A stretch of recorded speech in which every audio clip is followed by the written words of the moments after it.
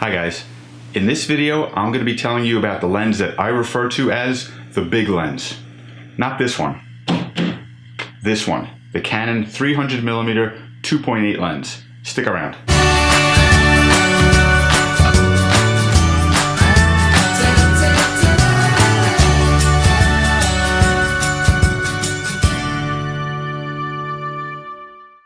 So this is the Canon 300mm f2.8L lens. I've had this lens for about 12 years. I use it all the time. Everybody knows I like shooting prime lenses and I like shooting telephoto. So years ago when I was looking for a great telephoto prime lens, I checked out all of the options that were available to me. Canon has a lot of them. You've seen the white lenses, a lot of sporting events. Those are all the long telephoto prime lenses, 400mm, 500mm, 600mm. I find that if you're going to be shooting wildlife, shooting some sports, you're going to be camped out in one spot for a long time. A really long lens like that, the 400mm, the 500mm, those work great for those situations. But that's not really what I do. I really am walking around a lot. I really need something that I can carry around a lot with me all day. And those lenses were really much larger than this one and a lot harder to carry around all day. So I found this was really a perfect compromise of a really long reach, a really long telephoto, and something that I could handhold and carry around with me all day. The 300mm focal length is really unique.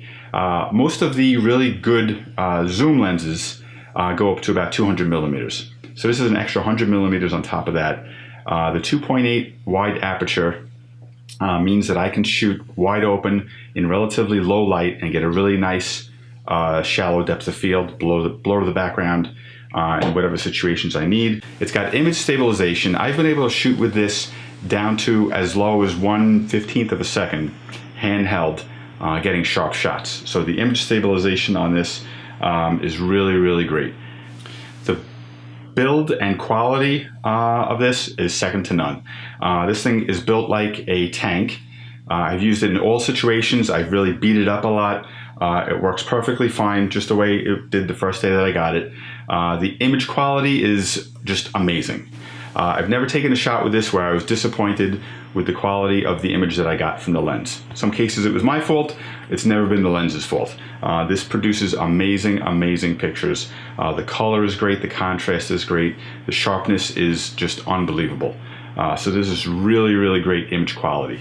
This thing, as far as focus, is always dead on. You don't have to worry about that. You know, candid shots, being able to get pictures of kids interacting and friends doing things from far away without them even knowing you're shooting.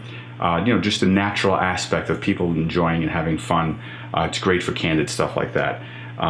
Being able to get in close details of things that you can get really, really tight on, where maybe you can't physically get close to something. Obviously a long lens like this lets you get really, really tight on things that are small, far away. And I use it a lot for nature, landscapes, waterfalls. You know, this is part of my arsenal. So I'll shoot something really wide, and then I'll shoot something kind of, you know, in the mid-range, and then I'll pull this out and I'll put this on the camera, and I'll get really tight and try to find some of the details in a scene, in really what is a wide landscape scene, try to get some of the details that I can really extract with this. And that's what I love about a prime lens like this. You know, the 70-200 zoom is really great, like I said, for walking around, for street shooting. It's very versatile. You can really get a lot of situations. This fits into a lot of situations. And really 200mm compared to 300mm, both maximum aperture of 2.8, isn't that much of a difference. But I find as a prime shooter, if I'm shooting the 70-200mm lens, I get a little bit of zoom laziness sometimes, and that's just me. That I will actually, you know, if I compose a shot and where I happen to be standing, you know, the 100mm focal length works, that's what I'm going to shoot, and I'm going to be happy with that. And in a lot of cases it works out fine. With the 300mm, I can't just do that. I have to actually move myself. I have to get into a different position to shoot with this lens, just to get the kind of composition that I want, that I couldn't get with a wider lens. So this actually forces me to recompose, to rethink my shots, and to get something that's actually, you know, a lot different than what I would have shot and maybe what some other people are shooting. So the only obstacle to using a lens like this is really the size and weight and carrying it around all day with all of your other gear. if I'm using a backpack, if I'm out shooting, hiking, and I'm going to be shooting, you know, in the same location for an hour or so at a time, I'll use a backpack. I'll put all my stuff into there. This way I can just set that down on the ground, open it up, and just work right out of there. This fits great into my larger backpack. I'll put a link to the large backpack that I use in the description below so you can see that. This fits right into there. It's easy to carry around. But if I'm not using a backpack, if I'm street shooting, if I'm shooting in the Disney parks, I have a couple of different ways that I use to carry this around depending on how much other gear I have with me. So let's go outside. I'm going to show you how I do it in a few different situations. So let's go outside. So if I'm going out with all my gear, like I have my big messenger bag that I like to carry around, I have all my lenses in there, I have all my flashes and filters and everything. The easiest way for me to carry this lens around with that, because it doesn't fit in the bag, no matter what I have in there, it doesn't fit in the bag. The easiest way for me to carry it around with that is in this side lens case that basically Velcros right onto my belt. It's big, it looks like I'm walking around with a bongo drum, but it's actually pretty comfortable to carry around all day. And I can easily access it just by opening up the top.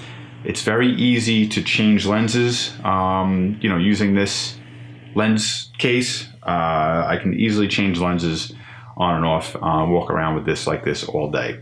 It does get, you know, it does get a little heavy by the end of the day, but if I'm carrying around all my gear, if I really need everything with me, this is the best way to go out with something like this. If I'm going out with fewer lenses, usually I'll go out sometimes just for a couple of hours with the 300mm and maybe a 35mm or a 50mm lens to swap out.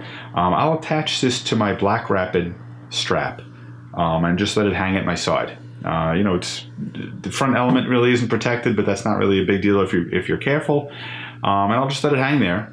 And the actual camera itself I'll handhold because it's easy enough to do. I'll have a small pouch on the side, or I'll use one of my shorts pockets to put the other lens. And then as far as changing lenses, it's easy enough to do with this thing hanging right at my side like this. I can just change lenses. I pick it up, I have it right on the 300. I can shoot away, and then when I'm done with that, I can leave the camera right on there and just let it hang at my side like that until if I needed the other lens, I pull it out and change again. Easy enough to do. Or I could just let it hang at my side like that all day. That's one of the more fun ways to use this lens. We mentioned monopods on this channel before. I don't use them very often, but I will use them with this lens. It's great if you're going to be shooting sports. You can just leave the 300mm lens attached to the monopod. This way you can actually quickly recompose. You can shoot just like you would without any kind of support. You can carry it around and shoot, and you have the monopod support just to take the weight off of yourself, basically. And then sometimes I'll just go out with this lens on the camera with nothing else at all. In those cases, I'll generally just hand hold it. I'll just carry it around the way it is. When I stop, I can put it down next to me. In those situations, I usually use the lens hood just because it's getting banged around a little bit more.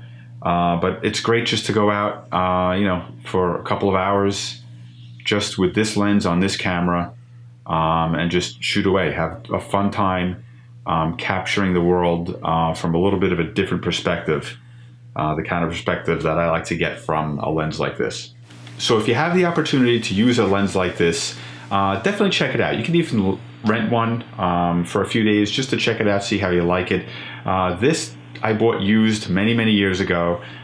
Don't be afraid to buy used, as long as it's in good condition, especially a lens like this that's really built really solid. It's still basically the same condition as it was when it was new, but you can get it for a lot cheaper. This is actually the original version of this lens, the 300mm 2.8. There's a Mark II version that came out a few years ago that basically is the same thing as this. You know, the ergonomics look a little bit different than this, but it basically isn't any different than this lens. So if you could pick up a Mark I original version for a good price, I definitely recommend it. If you need to get the Mark II, you can get one used. I would definitely recommend trying out a lens like this though. In the first place, just to see how you like it, to see what it does, how it changes your shooting. Nothing but love for this lens. I've been showing you some photos as we go through here of all different examples of shots I've taken with this lens. I'll put a few more here at the end, but definitely check it out if you get a chance. I hope you like this video. If you do, give it a thumbs up. Definitely subscribe to the channel. We have a lot of videos like this, videos on photography in general, on Lightroom, just general fun with photography. A lot of stuff that we're doing now. So definitely subscribe. Click on the little bell so that you get notified when we post new videos so you don't miss anything. So thanks for watching, and I'll see you in the next video.